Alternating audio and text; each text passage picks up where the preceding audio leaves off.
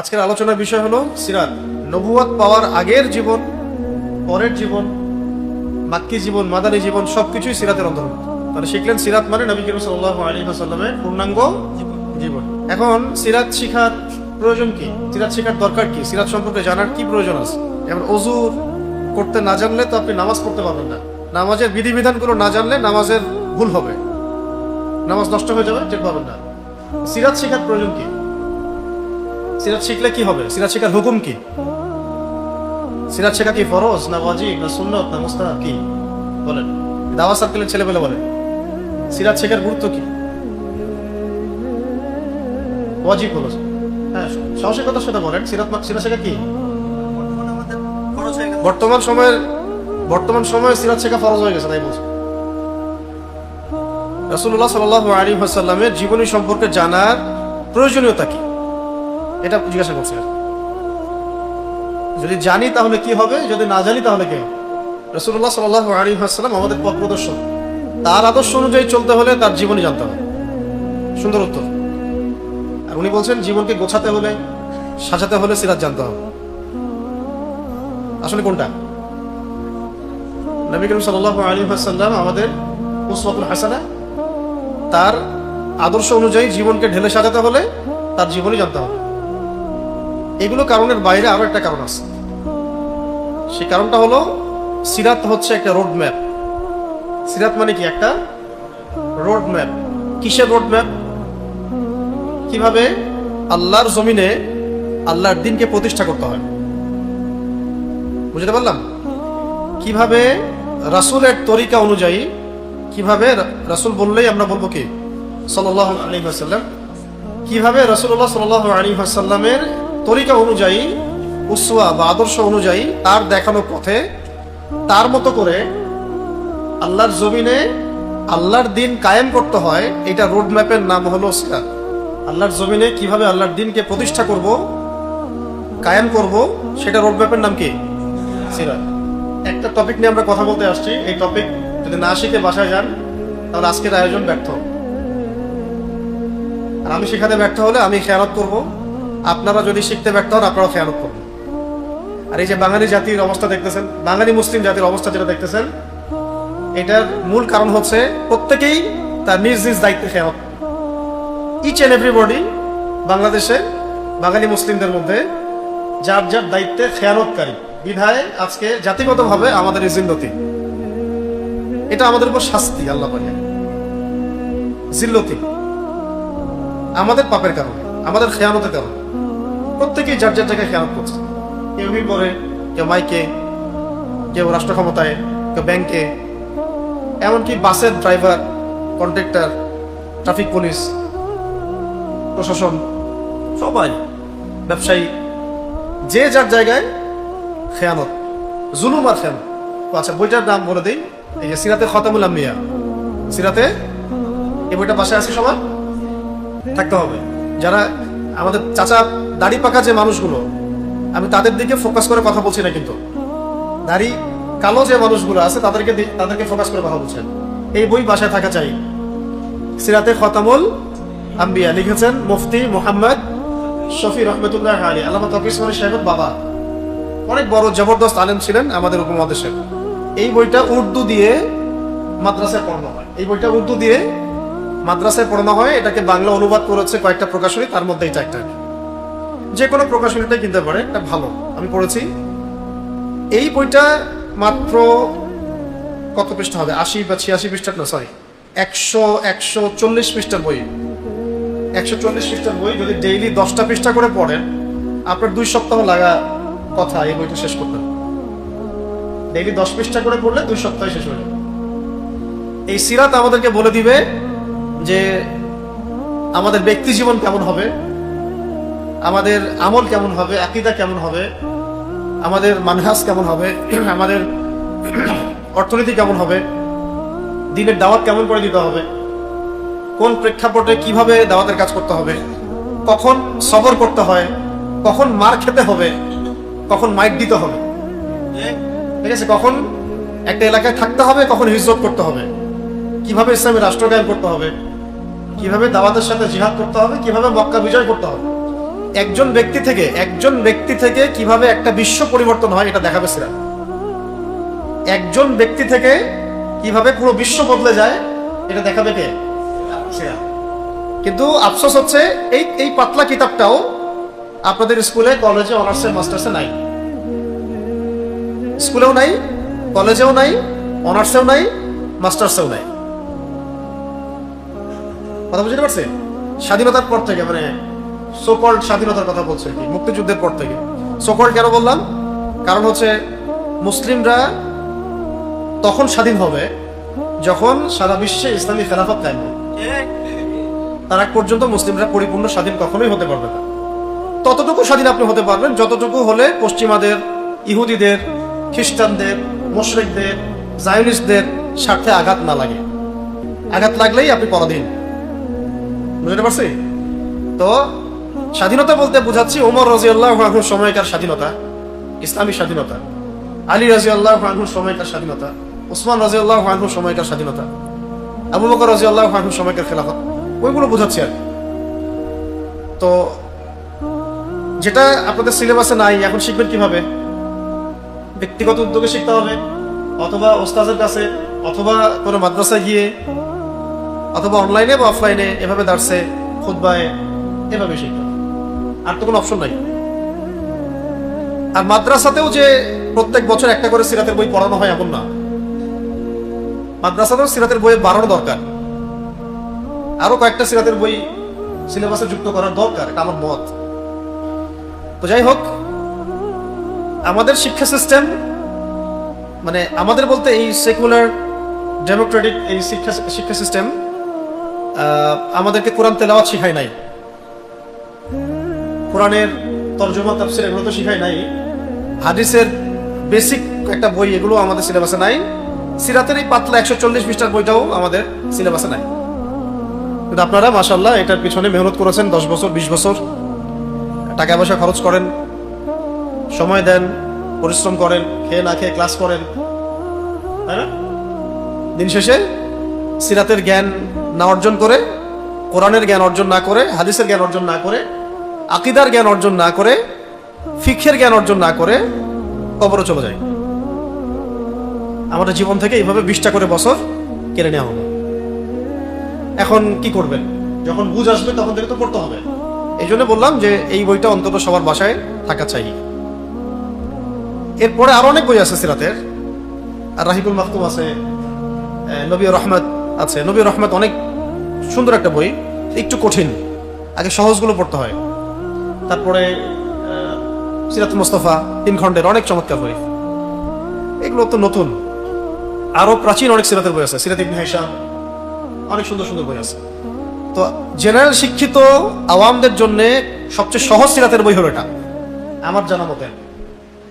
আর একটু ব্যাখ্যা বিশ্লেষণ সহ পড়তে চান তাহলে আর রাহিকুল মাহতুম, এই বই দুটো আপনাদের জন্য সবচেয়ে সহজ। এখন যদি আপনি আমি আমাদের নবীকে জানার প্রয়োজন মনে না করি, তাহলে আপনার সাথে সিরাত নিয়ে কোনো কথা নাই। আপনি মনে করেন যে আমার নবীকে আমার জানার প্রয়োজন নাই, নাউযুবিল্লাহ মিনাল, আমার তার সম্পর্কে জানার দরকার। তিনি কেমন ছিলেন, দেখতে কেমন ছিলেন, কেমন করে হাঁটতেন, কেমন করে কথা বলতেন, কেমন করে উঠতেন বসতেন, দাওয়াত দিতেন, কেমন করে খাবার খেতেন, কেমন করে দিন প্রচার করা শুরু করলেন, কিভাবে মানুষ তাকে নির্যাতন করলো, কষ্ট দিল, তিনি কিভাবে সবর করলেন, কিভাবে মানুষ তাকে দেশ থেকে তাড়িয়ে দিল, পাথর নিক্ষেপ করলো, তার সাথে মানুষ যুদ্ধ করলো, তাকে গালি দিল, তিনি সবর করলেন, কিভাবে তিনি ইসলামী রাষ্ট্র কায়েম করলেন।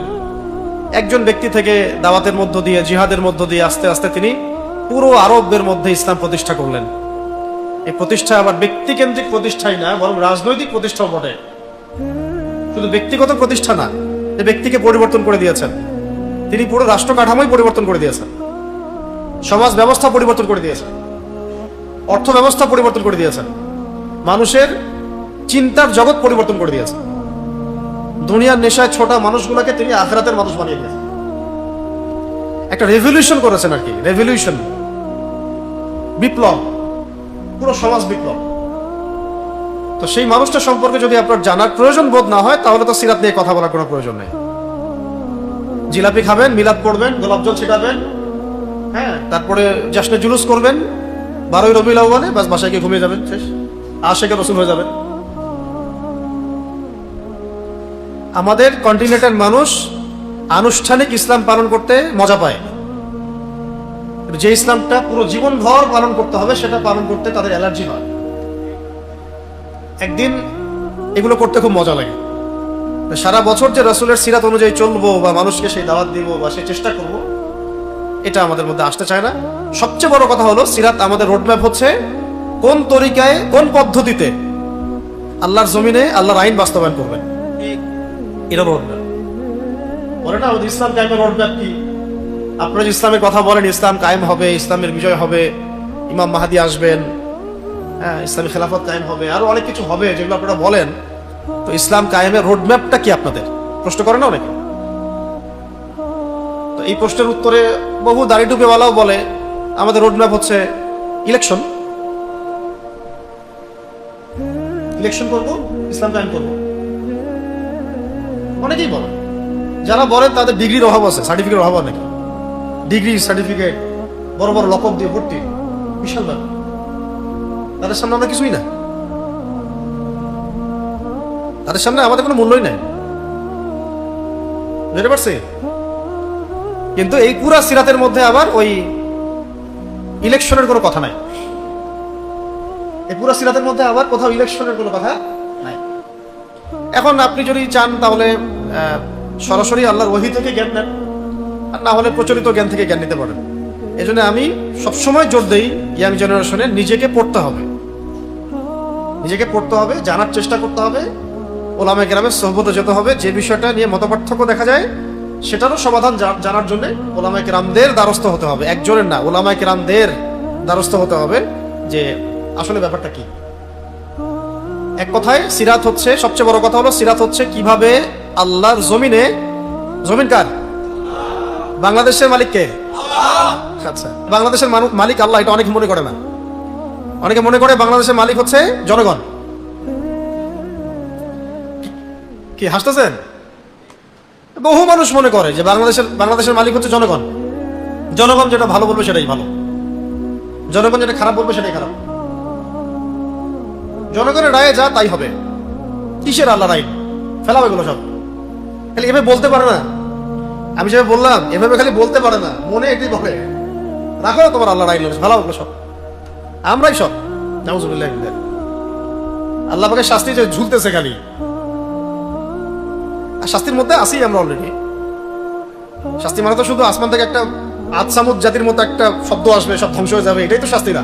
আরো কত শাস্তি আছে। আমাদের অভ্যন্তরীণ যে ইখতিলাফ, মারামারি, অভ্যন্তরীণ রাহাজানি, এই যে লুটপাট, এই করাপশন, পণ্যের দাম, আমার জীবনযাত্রার মান, ধর্ষণ, খুন, গুম, সব এগুলো আযাব, ফিতনা, ফাসাদ। যাহারাল ফাসাদু ফিল বাররি ওয়াল বাহরি বিমা কাসাবাত আইদিন নাস। এখন এই কথাটা সরাসরি এরা বলতে পারে না, কিন্তু কাজে সেটা প্রমাণ করে, কারণ মনের মধ্যে এটা আছে। আল্লাহ পাকের এই জমিন কার? তাহলে এই জমিনের মালিক কে? বাংলাদেশের মালিক কে? বাংলাদেশের যতগুলো পলিটিক্যাল দল আছে তাদের মালিক কে?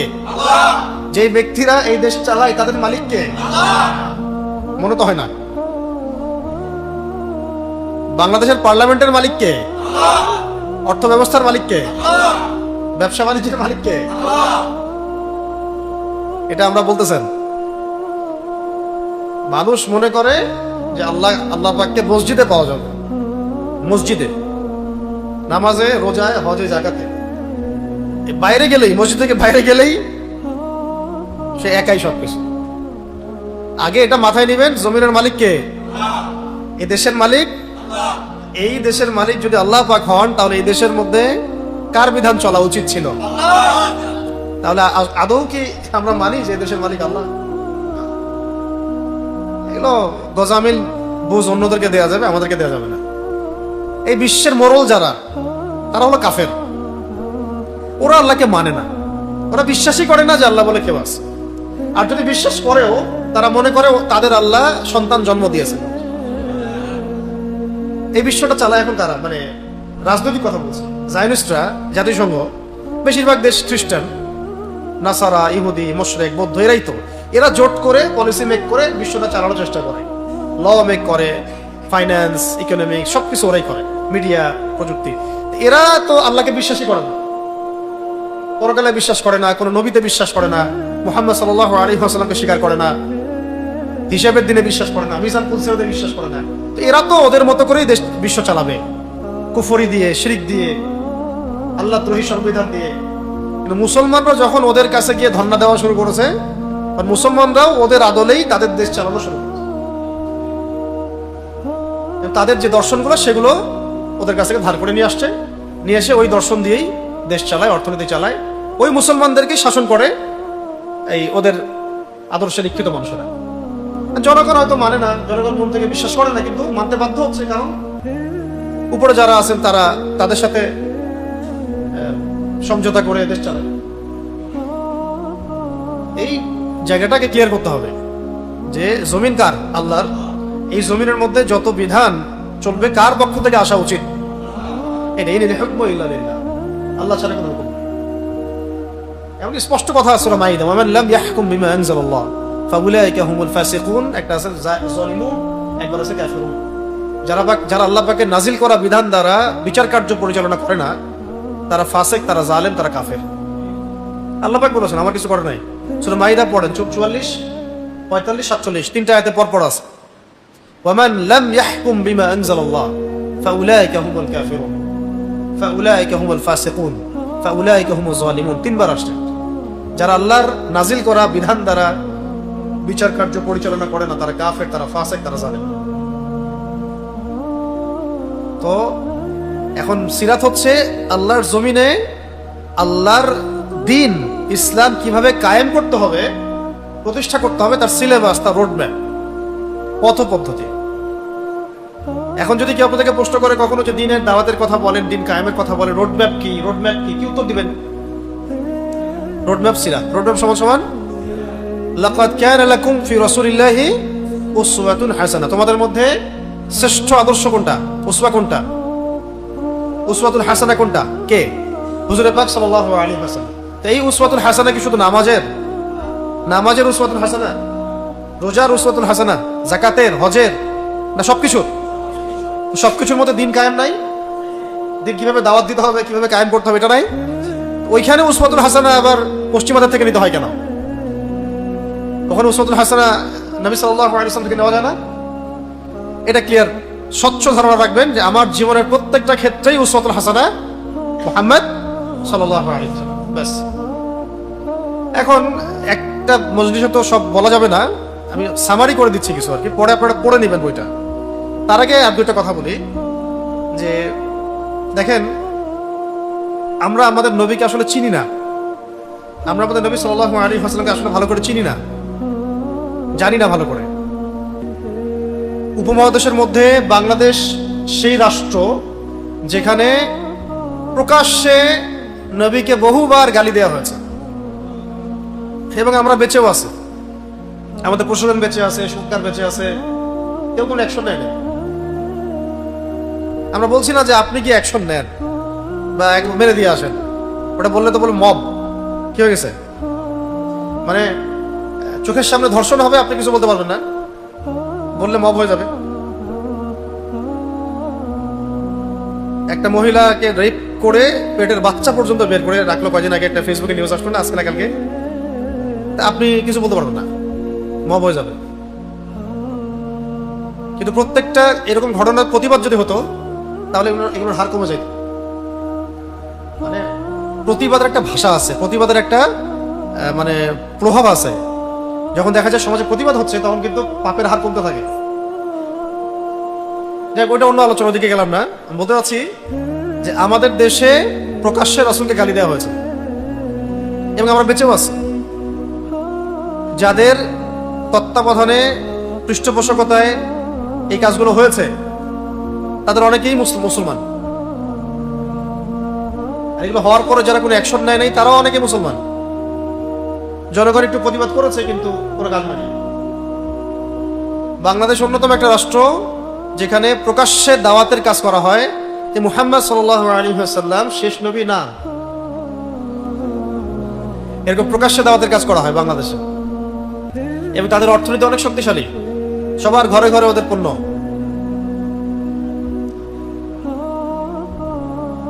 আপনারা সবাই শিক্ষিত মানুষ, যা বোঝার বুঝবেন। বাংলাদেশে যেখানে আমরা সবাই দাবি করি আমরা সবাই নবীর আশেক, জিলাপি খাওয়া আশেক, আমরা দাবি করি আমরা অনেক নবী প্রেমিক, কিন্তু নবী সাল্লাল্লাহু আলাইহি ওয়াসাল্লামের নবুয়তকে চ্যালেঞ্জ করে দিচ্ছে যে তিনি শেষ নবী না, নাউযুবিল্লাহি মিন যালিক। ব্যবসা বাণিজ্য করতেছে, ট্যাক্স দিচ্ছে, রাষ্ট্র উপকৃত হচ্ছে নাকি?